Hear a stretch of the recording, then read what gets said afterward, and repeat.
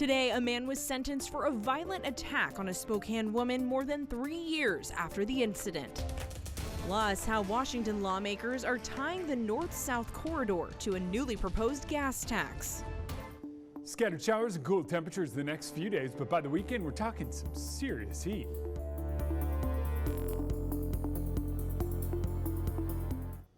Well, good evening and thanks for joining us on KREM 2 News. I'm Amanda Rowley. Mark has tonight off.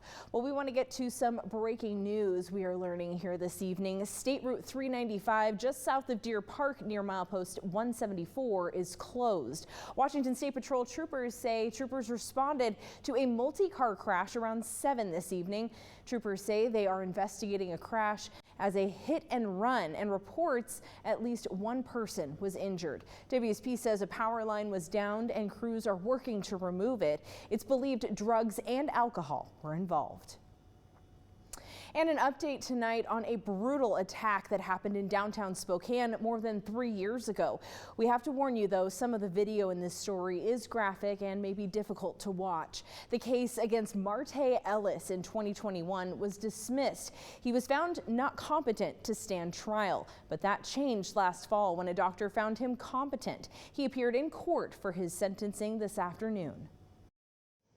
This is the terrifying moment Tiffany Turner's life changed forever. Then I still get the headaches. Cell phone video from 2021 captures Marte Ellis attacking her in downtown Spokane until she lost consciousness. She has no memory of the attack, but when she spoke with us a year later, she considered her recovery a miracle. The doctor did tell me the part of my brain that was injured the most, that took the most impact, was my memory.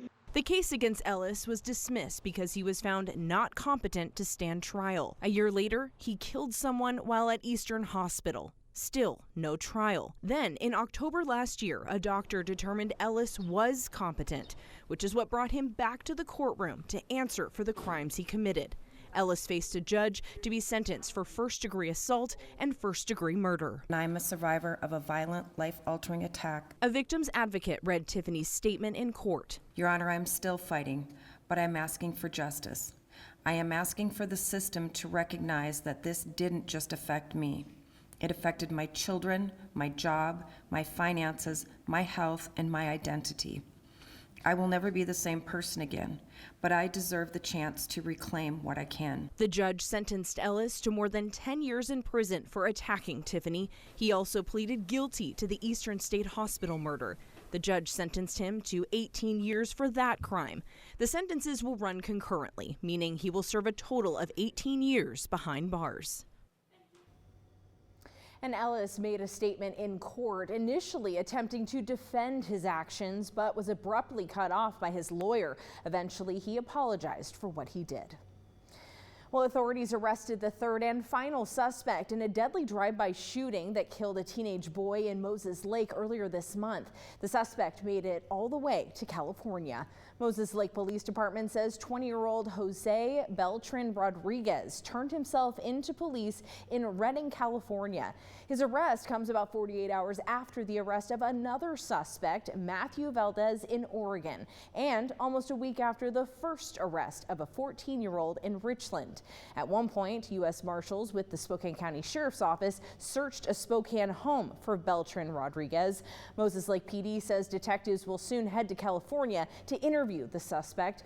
The deadly shooting on March 21st also injured 4 others. Well, the Spokane Valley City Council is set to revisit a resolution stating the Valley is not a sanctuary city. Leaders say the Valley will comply with state laws, but that doesn't mean they have to like it. In 2016, Spokane Valley passed an ordinance declaring they were not a sanctuary city and directed law enforcement to assist agencies in enforcing U.S. immigration laws. Then in 2019, Washington State adopted rules prohibiting that cooperation under the Keep Washington Working Act. Spokane Valley's mayor says when the city of Spokane recently supported this act, the Valley decided it was time to amend its own resolution. The mayor points out they have updated its language to be in compliance with state law, but won't be declared a sanctuary city. Our citizens are definitely more conservative than the average city of Spokane citizen, And a lot of times we get kind of lumped in together. So when you hear that Spokane does something, it's just assumed that Spokane Valley comes right along with them, right? And so we do spend a lot of time making sure our citizens understand that that's not true. Tomorrow, Spokane Valley City Council will take public comment before voting on amending the resolution. All right, switching gears to weather now. Today was rainy and a bit chilly, but it seems like we have more rain in our future before a potential warm up, which, Jeremy, that is music to my ears. How's it looking out there? Oh, Amanda, by this weekend, you're going to think everything's summer when it comes to the forecast. Right now, we sit in the 30s. It is quite chilly, especially considering we made it all the way up to the 50s earlier today, up to 51 degrees. But there it is, a storm sitting off the coast, a giant atmospheric trough overhead, and more scattered showers in the forecast. Some of those still coming down in central Washington pretty good at this hour. I think those are going to linger a bit longer. We don't have any big forcers to really cause anything to move right now. So what winds up happening, more of the same. I think we'll see that shower cluster dissipate overnight, but tomorrow we're back in it. On and off showers looks a lot like today in terms of temperatures, cloud cover, and even moisture for that matter. Wednesday, not much of a change, and Thursday we start to turn a corner, but not until late in the day. So the next few, we're in the low 50s, but that means it likely feels a little bit cooler for a good chunk of the day with clouds and scattered showers popping up around the region. All right, thank you, Jeremy. Time now for your Night Beat with a quick look at the day's top stories. The Whitman County Public Health Department is reporting its first flu death of the 2024-2025 flu season. They say the death was a Whitman County resident but did not specify their age or gender. They're encouraging the public to protect themselves and get vaccinated if possible. Also warning the elderly or those suffering from pre-existing medical conditions, they could face serious complications should they get sick.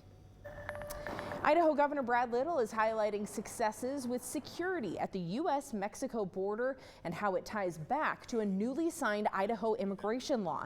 House Bill 83 allows local law enforcement officers to arrest people they suspect entered the country illegally if they are being investigated for another crime.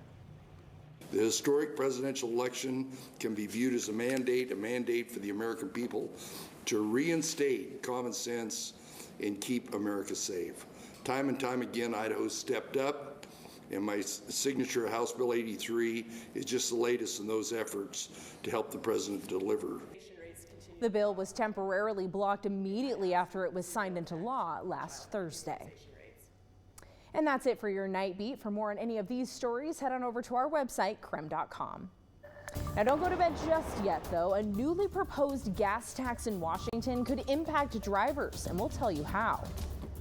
Plus, buying secondhand can help you save some money, but there is an added danger that comes with it. We're back in just 90 seconds.